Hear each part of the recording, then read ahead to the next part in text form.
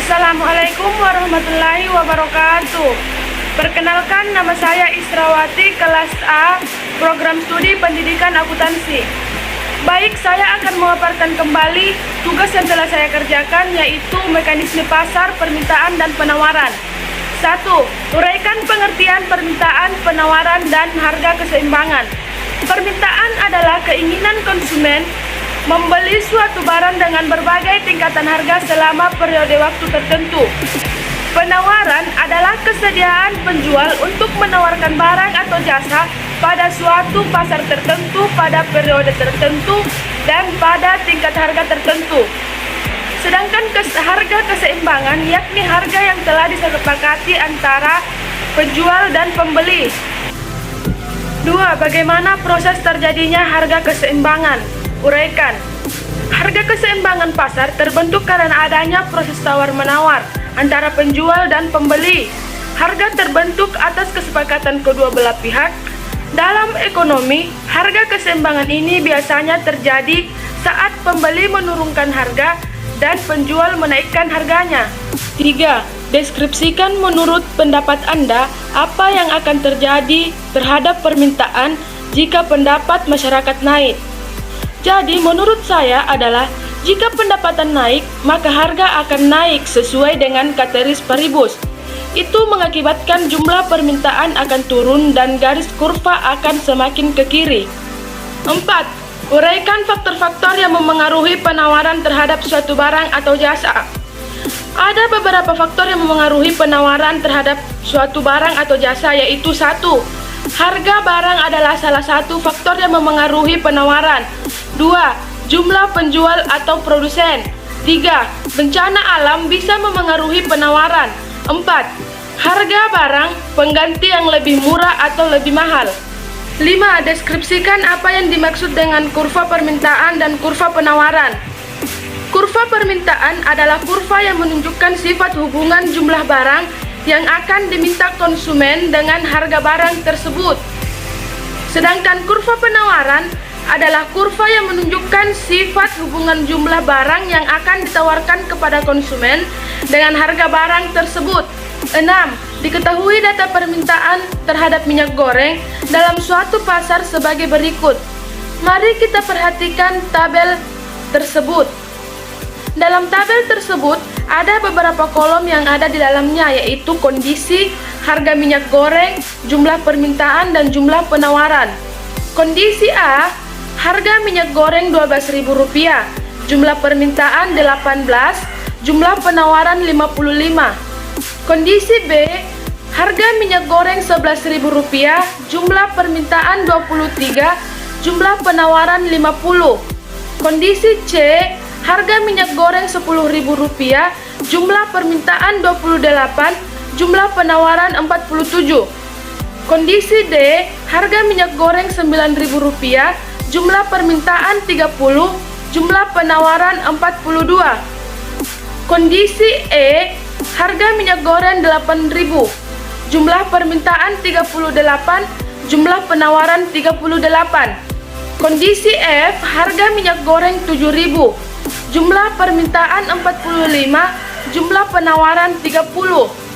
Kondisi G, harga minyak goreng Rp6.000, jumlah permintaan 48, jumlah penawaran 27. Dan kondisi H, harga minyak goreng Rp5.000, jumlah permintaan 50, dan jumlah penawaran 20.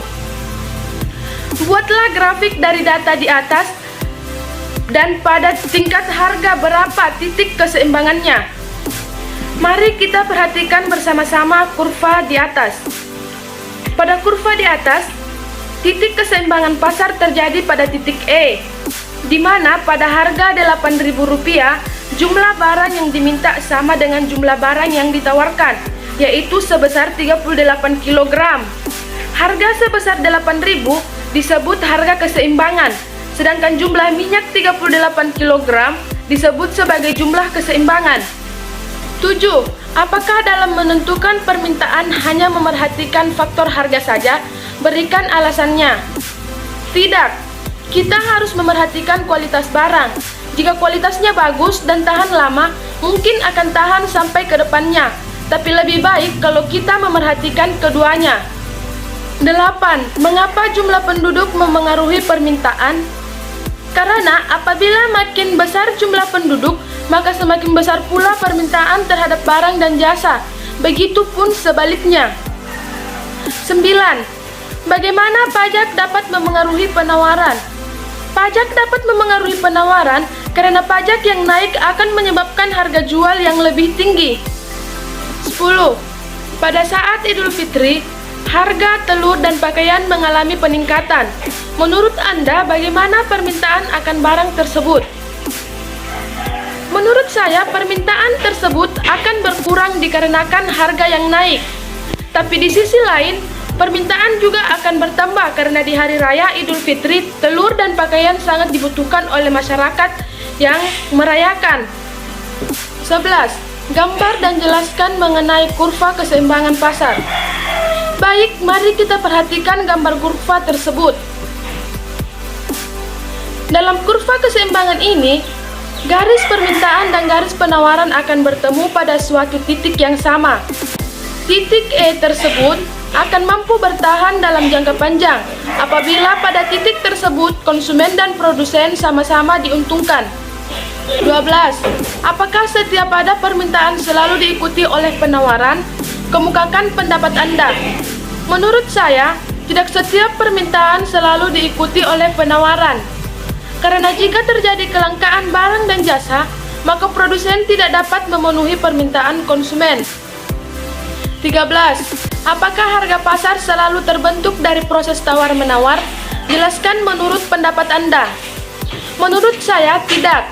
Karena dengan adanya kesepakatan, harga ketika jumlah barang yang diminta sama dengan jumlah barang yang ditawarkan, juga dapat membentuk harga pasar. 14. Identifikasilah pentingnya harga pasar bagi perekonomian. Pentingnya harga pasar bagi perekonomian yaitu jika harga di pasaran menurun, maka perekonomian akan sangat lambat maju. Tetapi jika harga di pasaran meningkat, maka perekonomian akan cepat maju. 15. Apakah hukum permintaan dan hukum penawaran dapat dikaitkan dalam kehidupan sehari-hari? Berikan alasan Anda.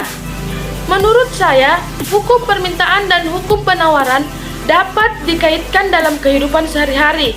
Karena hukum permintaan dan hukum penawaran berkaitan erat dalam kehidupan. Contohnya, ketika kita membeli kebutuhan pokok, maka secara otomatis kita sudah melakukan hukum permintaan dan hukum penawaran tersebut. 16. Bagaimana peran pemerintah dalam memengaruhi harga pasar?